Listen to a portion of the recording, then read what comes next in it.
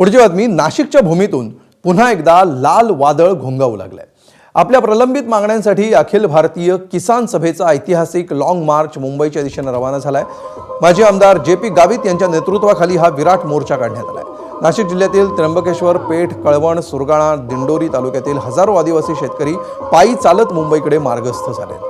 विल्होळीमध्ये आज हा मोर्चा मुक्कामी असणार आहे। आदिवासी बांधवांना वनपट्टे मिळावेत, पश्चिम वाहिन्यांचं पाणी पूर्वेकडे वळवलं पाहिजे यासह विविध मागण्यांसाठी हा मोर्चा काढण्यात आला।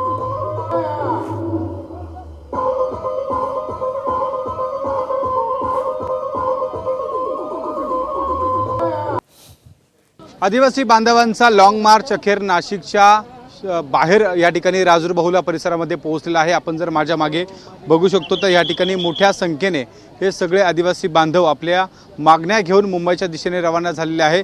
तर आपण या सगळ्या आदिवासी बांधवांच्या ज्या मागण्या आहेत त्या संदर्भात या मागण्या घेऊन जेपी गावित यांच्या नेतृत्वात निघालेला हा आदिवासींचा लॉंग मार्च अखेर राजूर बहुला परिसरामध्ये आज मुक्कामाच्या ठिकाणी पोहोचतोय।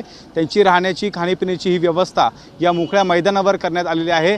जवळपास 20,000पेक्षा जास्त हे आंदोलक या मोर्चामध्ये सहभागी झालेले आहेत। आपण सकाळपासून या ठिकाणी बघितलं, मोठ्या संख्येने हे ठिकठिकाणाहून आलेले आदिवासी बांधव या लॉंग मार्चमध्ये सहभागी होताना आपल्याला पाहायला मिळाले आहे।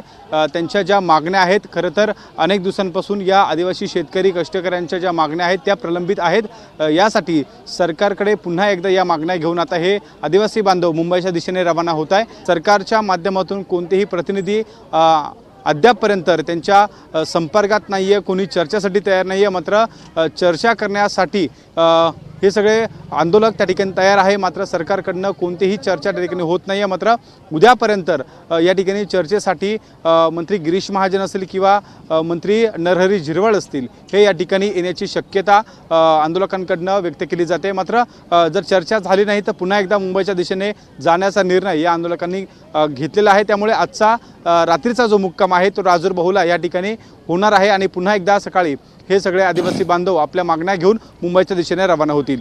कॅमेरामन किरण कटेरसह शुभम बोडके, एबीपी माझा, नाशिक।